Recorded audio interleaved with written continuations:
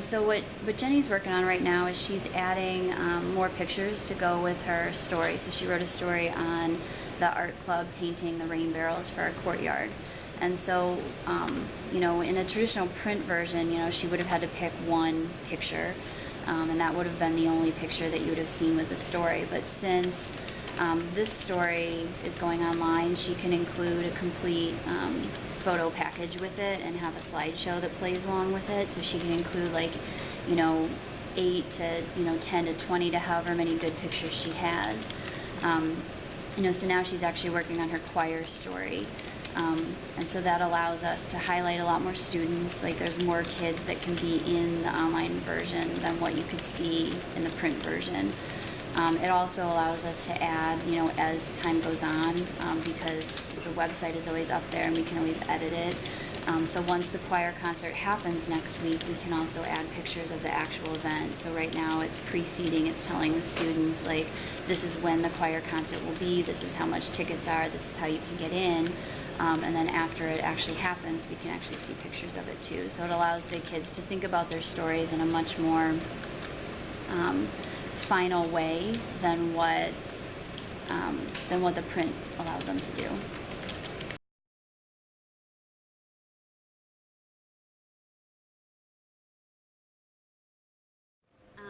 So Maddie is finishing up one of her opinions pieces. So she was writing about the cheerleaders helping out the, what school was it? Lincoln Way North. The Lincoln Way North cheerleaders and kind of supporting them in their first game. And really putting this kind of stuff online is something that a lot of the other schools are doing, and it really kind of matches what the journalism industry is doing.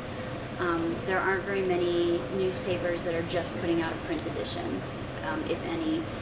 They expect that, students who finish, journalism programs are going to be able to come out and are going to be able to take pictures and write captions and write headlines and write stories, and then they expect that they'll be able to promote those stories on social media.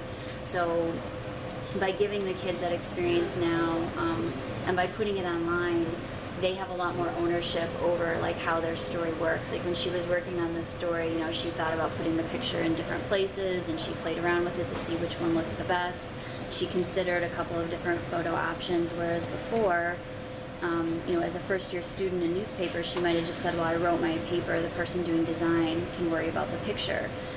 But this really kind of puts a lot more of that interest on all of the students to say, how can I present this picture in a way people are going to read, or this story? And so that makes them think, okay, I need to have some kind of art with my story. I need to have something more than just writing the story. And so it makes them kind of better journalists all around, because they're thinking about all those things from the very beginning of their story. None of the kids were not sitting around on deadline night saying, hey, we don't have any pictures for page 3. All the kids have pictures, and they all are planning to have pictures from the very first moment they say, I'm going to write that story. So that really helps.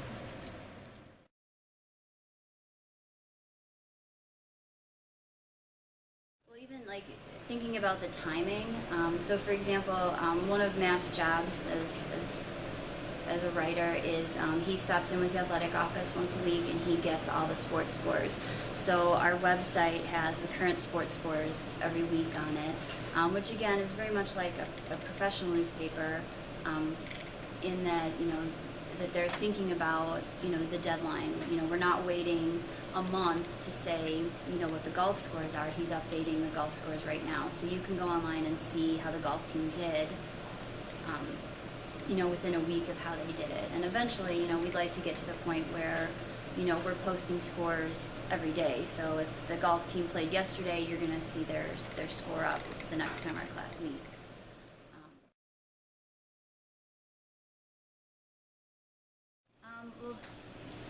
Apart from the regular things that are in the curriculum, they definitely are learning writing skills, yes.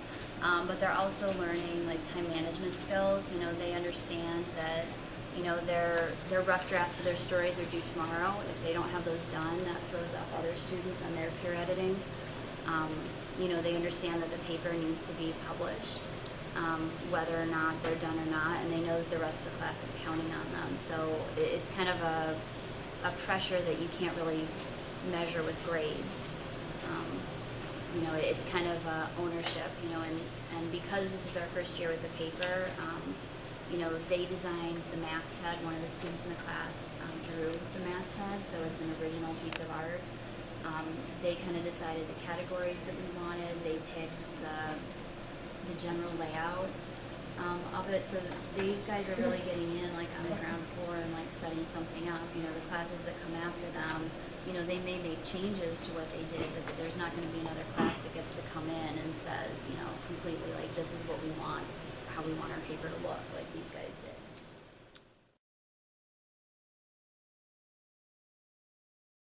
We still put out the print edition for their midterm and the final, so that they use Photoshop. All the pictures that they take have to be sized for the web, so they learn how to do that.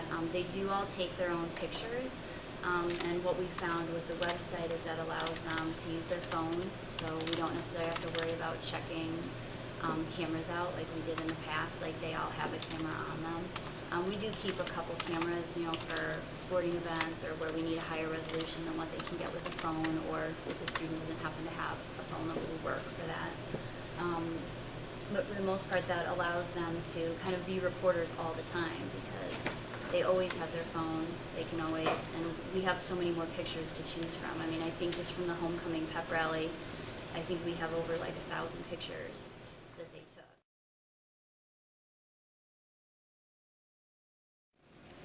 To post, they can go ahead and log on and put their own story up.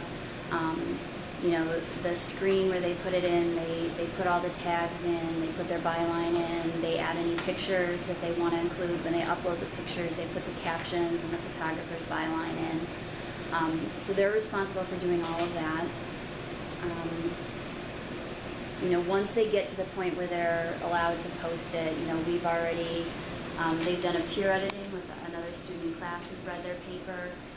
I've done like a rough reading of their paper where I've gone over and given them suggestions, and then they've turned in their final draft that I've graded, and then they again make corrections to that final draft before it gets to be approved to post. So, you know, it's been looked at quite a few times, and we've probably had multiple conversations about their story, or if they're missing information, or